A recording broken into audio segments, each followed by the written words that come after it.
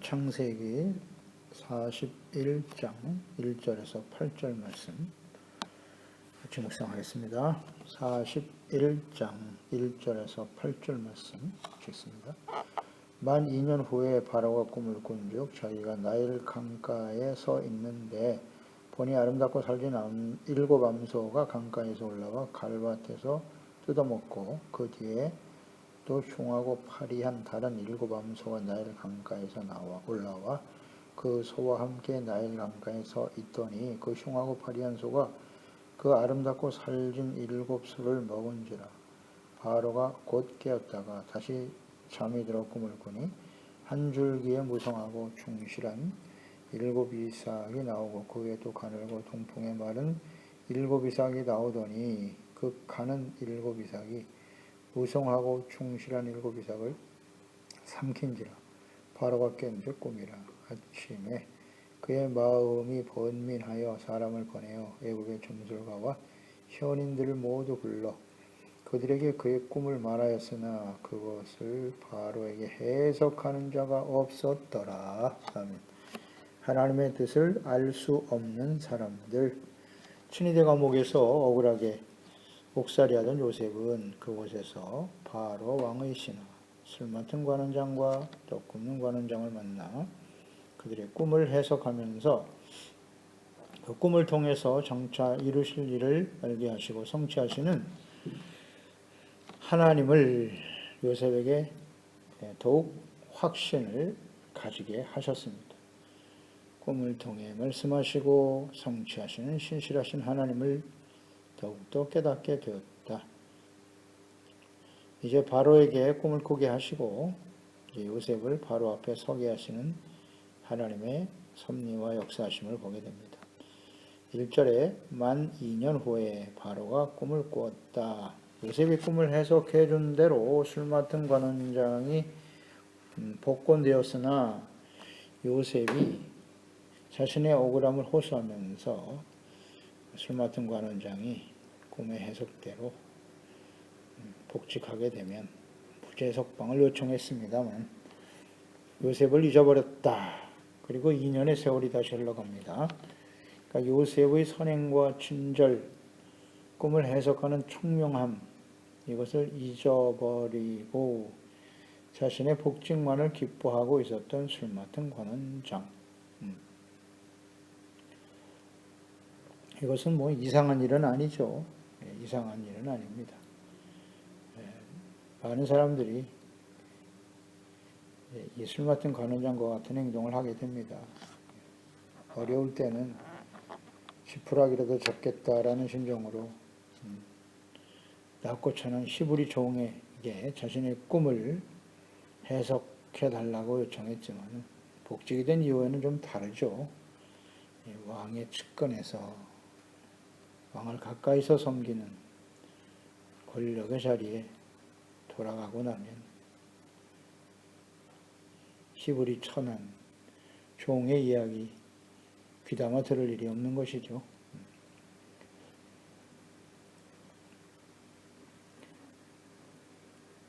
이런 과정에서 하나님께서는 2년의 세월이 지나게 하셨다라고 하는 것은 요셉을 더 연단하시고 인나게 하셨다, 이렇게 볼 수 있습니다.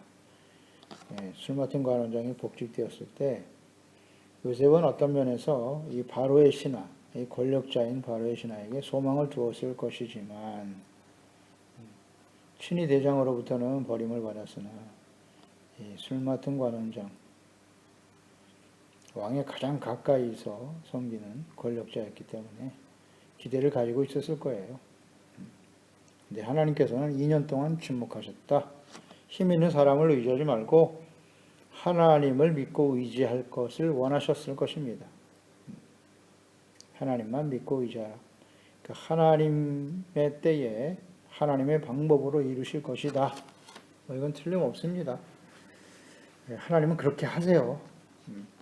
우리는 이 하나님의 때와 언제가 하나님의 때인지를 잘 알지 못하죠. 그러나 우리가 계속 묵상하면서 깨닫는 바는 그 하나님의 때는 연단이 끝난 후거든요. 온전히 연단되어서 겸손히 하나님만을 믿고 의지하고 오직 하나님께 소망을 두고 바라보는 그때까지 하나님은 기다리시는 겁니다. 그러니까 우리가 묵상되었듯이 요셉이 하나님께서 이 모든 일을 이루실 것이다라는 믿음은 가지고 있었죠. 그러나 술 맡은 관원장이 회복되어질 때 그 권력자를 의지해서 감옥에서 나오려고 하는 그런 생각이 있었단 말이죠. 그것조차도 하나님께서는 허락하지 않으시네요. 하나님의 때에 하나님의 방법으로 하실 것이다. 그러니까 역시 2년이라고 하는 시간은 요셉에게는 또 한 번의 푸르에와 연단의 과정이었다. 이제 기대를 걸었는데 술 맡은 관원장에게 그것이 성취되지 못했을 때 요셉은 낙심하거나 혹은 실망하거나 절망하고 자포자기하지는 않는가? 이게 중요하겠죠. 여기서 실망하고 절망하고 하나님께 대해서 원망불평했다면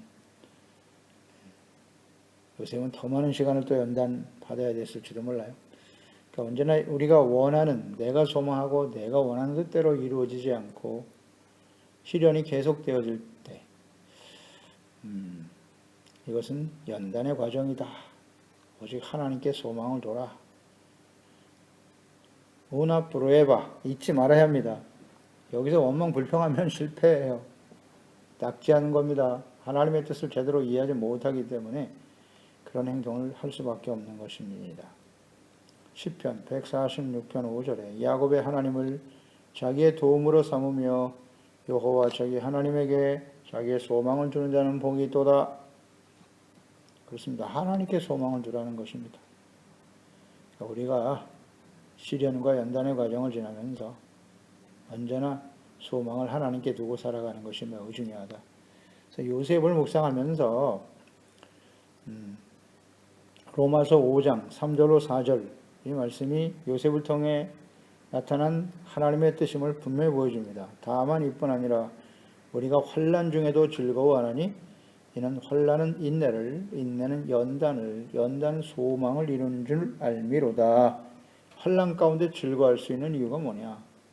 그 환난과 시련 중에도 요셉과 같이 흔들림 없이 기뻐하고 성실하고 겸손하고 정직한 자세로 흔들림 없이 충성할 수 있는 원인이 무엇이뇨? 이것은 하나님께서 나를 통해서 주시는 꿈과 비전, 하나님의 나라와 뜻을 이루실 것이라고 하는 소망을 이루는 과정이다 라는 것입니다. 여기에 대한 분명 확신이 있어야 돼요. 그렇기 때문에 혼란 가운데서도 흔들림 없이 충성하는 자가 될 수 있는 것이죠. 범사에 감사할 수 있는 것입니다. 그리고 이 술 맡은 관원장의 모습을 통해서 우리가 묵상되는 바는 그가 분명 요셉에게 은혜를 입은 건 사실인데요. 그가 그 은혜를 잊어버렸다라는 것인데 그러니까 우리 사람들과의 관계 속에서도요. 우리가 정말 힘들고 어려웠을 때 우리에게 은혜를 베풀어 준 사람들 결코 잊지 말아야 됩니다. 그 은혜를. 은혜를 갚기는커녕 배은망덕하는 사람들도 많죠. 은혜를 원수로 갚는 사람들도 있는데 우리 그리스도인들은 절대 그래서는 안 된다. 또 무엇보다도 주 예수 그리스도로 말미암아 우리에게 구원의 은총을 베풀어 주셨어요. 구원의 은혜, 영원한 생명을 얻게 하시고 의롭다함을 얻게 하시고 하나님의 자녀가 되는 놀라운 은혜를 우리에게 주셨습니다. 따라서 우리는 이 주님의 은혜를 결코 잊지 말아야 합니다. 배은망덕해서는 안 됩니다. 이런 것도 묵상하게 되고요. 바로에게 꿈을 꾸게 하십니다. 그 꿈은 장차 하나님께서 애굽에 행하실 일들을 보여주신 것이고 또 말씀하시고 계시하신 것으로서 꿈을 해석하는 지혜와 총명을 주신 요셉이 바로 앞에 서게 되는 계기가 됩니다. 바로의 꿈의 내용이 나와 있습니다. 7절까지 보면 두 개의 꿈을 차례로 꾸게 하셨습니다. 보니 아름답고 살찐 7 암소가 강가에서 올라와 갈밭에서 뜯어먹고 그 뒤에 또 흉하고 파리한 다른 7 암소가 나일 강가에서 올라와 그 소와 함께 나일 강가에 서 있더니 흉하고 파리한 소가 아름답고 살린 소를 먹었다. 꿈에 보니 그랬죠. 보았다. 이게 꿈을 통해서 장차 하나님께서 하실 일을 보게 하셨다는 의미입니다. 현실에 일어날 일과 같은, 이것이 현실인 것 같은 아주 생생한 꿈을 꾸게 하셨다는 거예요. 살린 7 암소, 뒤에 흉하고 파리한 다른 7 암소, 흉하고 파리한 소가 아름답고 살진 암소를 먹어버렸다. 삼켰다. 암소, 애굽 사람들에게 있어서 이 암소는 애굽의 주신으로 섬기는 농사의 신인 오시리스를 상징하는 것이라 볼 수 있어요. 암소는 애굽의 우상입니다. 꿈에 소를 보게 하심은 분명 농사와 소출과 관련된 일임을 암시하고 있는 것인데요. 그러니까 요셉은 이 암소를 정확히 7 암소, 아름답고 살진 암소와 파리하고 흉한 7 암소를 7년 풍년과 7년 흉년으로 해석했는데요. 정확한 해석이네요. 아주 분명하고요. 바로가 곧 깨었다가 다시 잠들어 꿈을 꿨습니다. 한 줄기 무성하고 충실한 7 이삭이 나오고 동풍에 마른 7 이삭이 나오는데 그 가는 7 이삭이 무성하고 충실한 이삭을 삼켰다. 깬즉 꿈이라. 두 번째 꿈을 꾸게 되죠. 동풍에 마른 이삭 7이 충실한 7 이삭을 삼켜버리더라. 그러니까 2번 꿈을 꾸게 하셨는데요. 이것은 하나님께서 하실 일을 확정시켜 주시기 위함이었습니다. 2번 같은 의미의 꿈을 꾸게 하셨다. 하나님께서 장차 하실 일을 확정시켜 주신다. 하나님께서는 언제나 그렇게 하셨어요. 꿈을 통해서 계시하거나 혹은 선지자를 통해서 하나님의 말씀을 전해 주시거나 2번 이상 확증하여 깨달을 수 있도록 일하시는 분이 하나님이십니다. 2가지 꿈이었지만 내용과 의미는 같은 것이었습니다. 그래서 8절에 아침에 그의 마음이 번민하여 그랬습니다. 바로가 아침에 꿈을 깨고 난 후 번민했다. 바로가 번민한 이유는 무엇일까요? 그러니까 너무도 생생하게 꿈을 꾸었고 분명 이것이 장차 일어날 일에 대한 징조임을 인식하고 있었고 그 내용이 너무 충격적이기 때문이었을 것입니다. 파리한 암소가 아름답고 살진 암소를 잡아먹고 있다.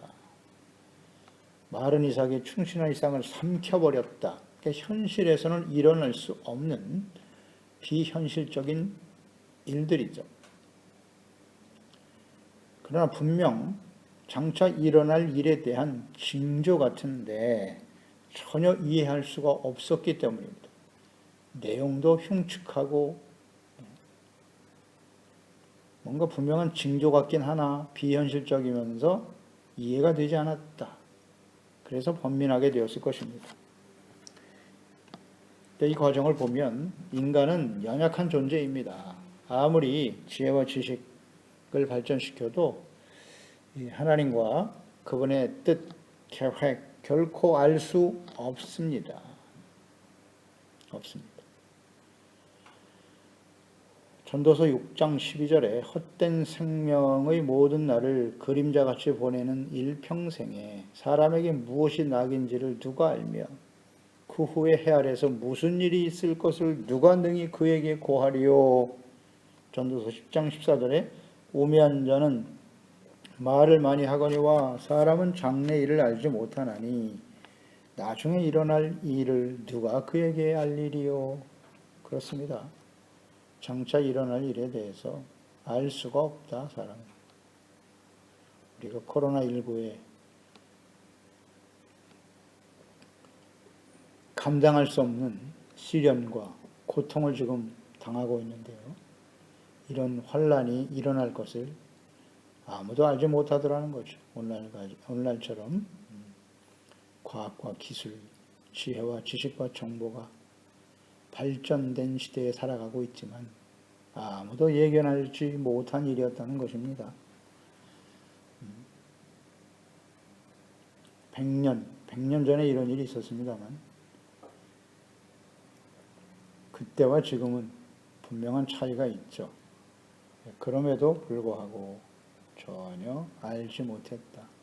또 앞으로 코로나 이후 포스트 코로나 시대가 어떻게 바뀔 것인가, 또 이후에 어떤 일들이 벌어질 것인가를 사람들의 지혜와 지식과 능력으로는 이해할 수 없는 것입니다.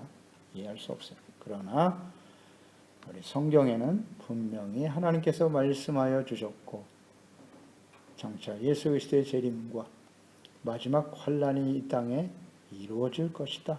이렇게 정확하게 기록하여 남기시지 않았습니까? 하나님과 그분의 뜻과 계획, 장차 일어날 일에 대해 사람들은 알 수 없다.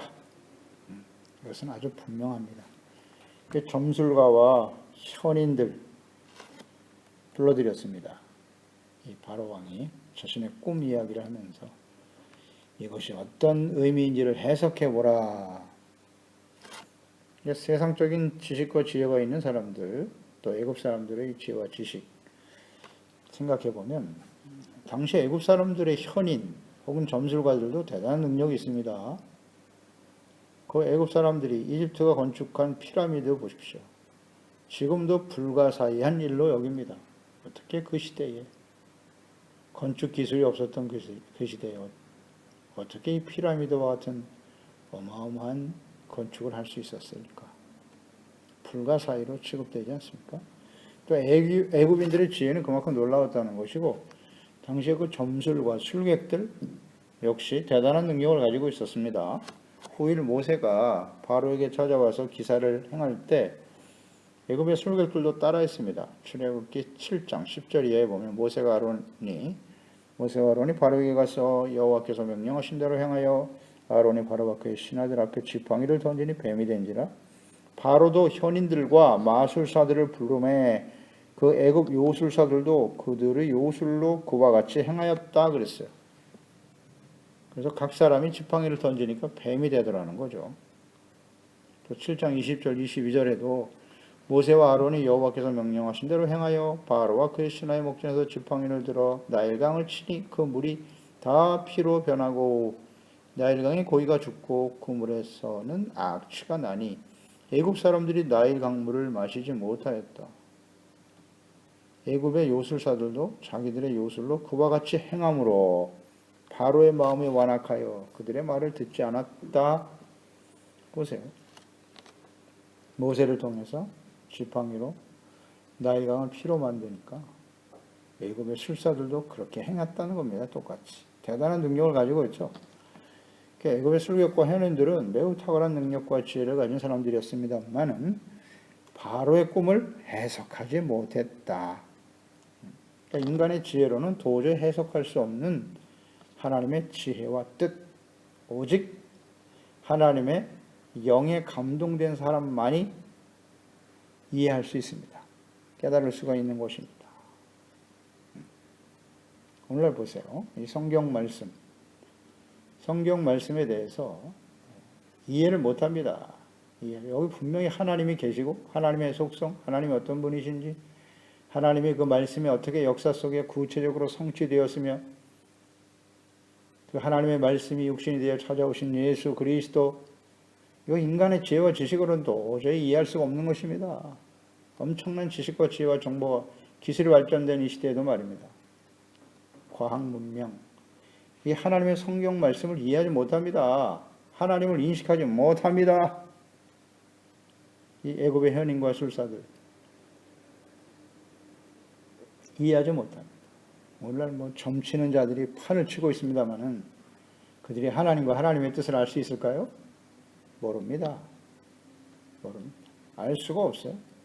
에베소서 1장 8절로 9절에 이는 그가 모든 지혜와 총명을 우리에게 넘치게 하사 그 뜻의 비밀을 우리에게 알리신 것이요 그의 기뻐하심을 따라 그리스도 안에서 때가 찬 경륜을 위하여 예정하신 것이다. 우리가 하나님을 알고 예수 그리스도를 알아 죄사함 받고 어렵다고 그렇고 구원받아 하나님의 자녀가 되는 일, 이건 비밀입니다. 누구도 알 수 없어요. 그러나 지혜와 총명을 우리에게 주실 때 우리는 이것을 깨닫고 믿고 구원에 이르게 된다는 것이죠.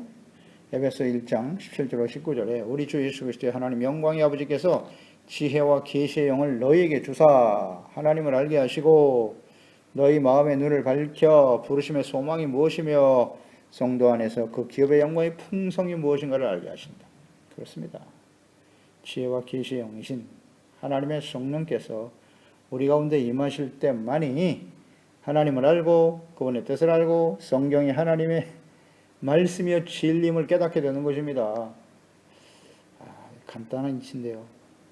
골로새서 1장 9절로 10절에도 이로써 우리도 듣던 날부터 너희를 위하여 기도하기를 그치지 아니하고 구하노니 너희로 하여금 모든 신령한 지혜와 총명에 하나님의 뜻을 아는 것으로 채우게 하시고 주께 합당하게 행하여 범사에 기쁘시게 하고 모든 선한 열매를 맺게 하시며 하나님을 아는 것에 자라게 하시고 아멘. 우리가 기도해야 할 바입니다. 모든 신령한 지혜와 총명으로 하나님의 뜻을 알 수 있다.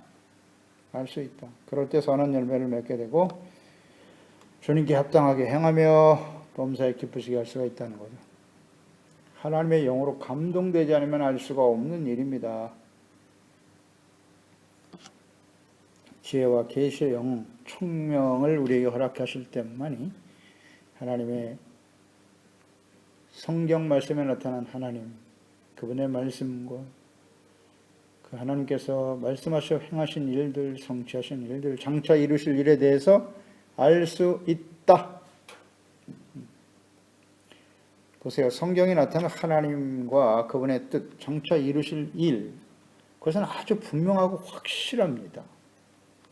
요셉이 꿈을 해석하는 과정을 우리가 묵상하게 될 텐데요.